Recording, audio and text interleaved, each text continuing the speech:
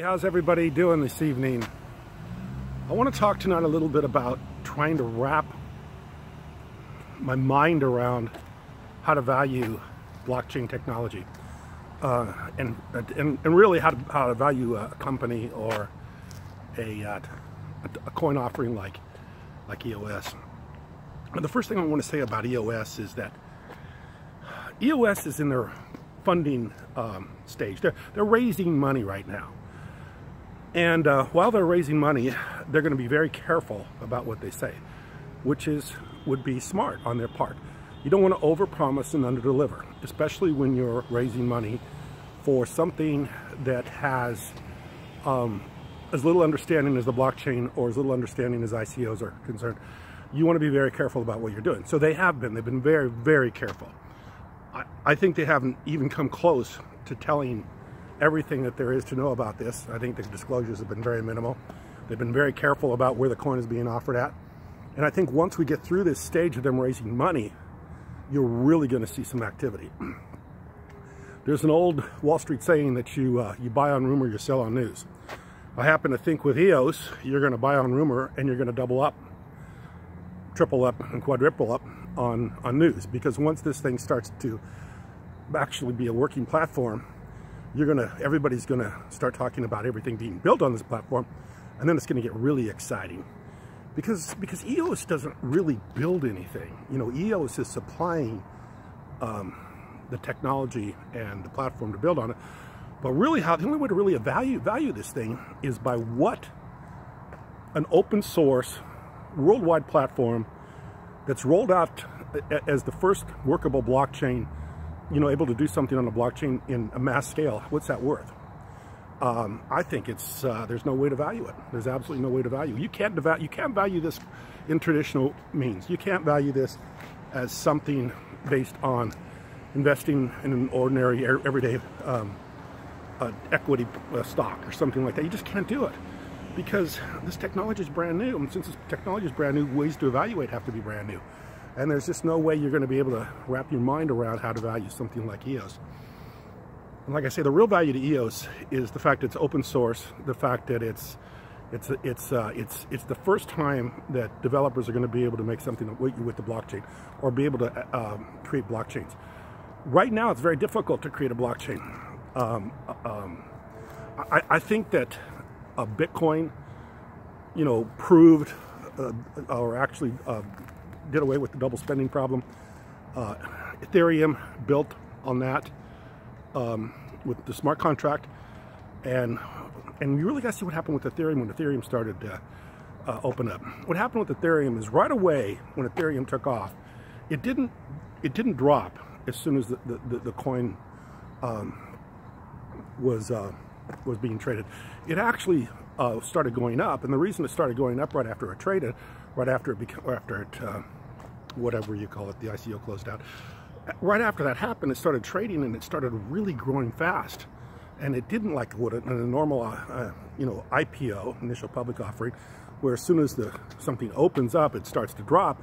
In the case of Ethereum, it started to raise. And the reason it started to raise and it went up dramatically after that was because they realized that, hey, we can do these ICOs and smart contracts on the Ethereum platform. And, you know, I'm not one that likes to compare Ethereum with EOS. I think they're both good. I love Vitalik. I think he's one of the smartest guys on the internet.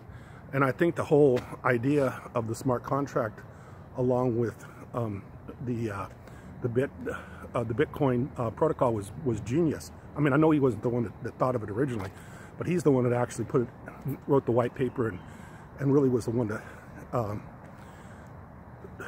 you know, made it a reality. Which is why EOS is even able to be offered right now, is because it's offered on the Ethereum platform because of the smart contract. So Bitcoin solved the double spending problem. Ethereum added to it with the smart contract. Now EOS is able to bring it out to the world, roll it out to the masses, with fixing the problem of speed and being able to let it be easy, somebody that's a developer be able to easily develop these contracts, these smart contracts. Not so easy on Ethereum when you have to use Ether. You got to download a program called Mist. A little bit more difficult to, you know, to build something on Ethereum. In fact, a lot more difficult. With EOS, it should be really seamless to do it.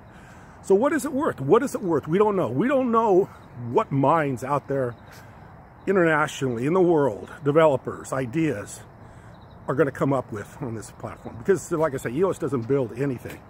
EOS is just supplying the tools for people to build it. We all know that blockchain technology has a lot of advantages over centralized systems. We know that blockchain technology will solve a lot of the third-party interventions and transactions, and you know, there's just a myriad of things I've talked about before that people know. Now, what is that worth? You know, what is it worth? I don't know. I think that people that are when they buy these tokens, they hold these tokens, and things start to grow on this platform. You know, we talk about applications. You know, we just say application, and it seems it's such a generic word, and it doesn't really mean much to a lot of people. But Uber is an application. There's so many ideas that are out there that yet to be built, that yet to be discovered, yet to be thought of, yet to be developed. And now you have a way to do it very easily. In fact, the first time ever, a way to do it very easily. And we don't know. We don't know. But anybody that owns the token is probably not going to sell it, especially after it starts to have things built on it. Like I say, in a traditional investment, I'll just take Tesla for instance. You have an idea what Tesla's going to do. They're going to build an electric car, and you have some idea how to value what the market for an electric car is, or who may buy it, or you know who may not be buying it.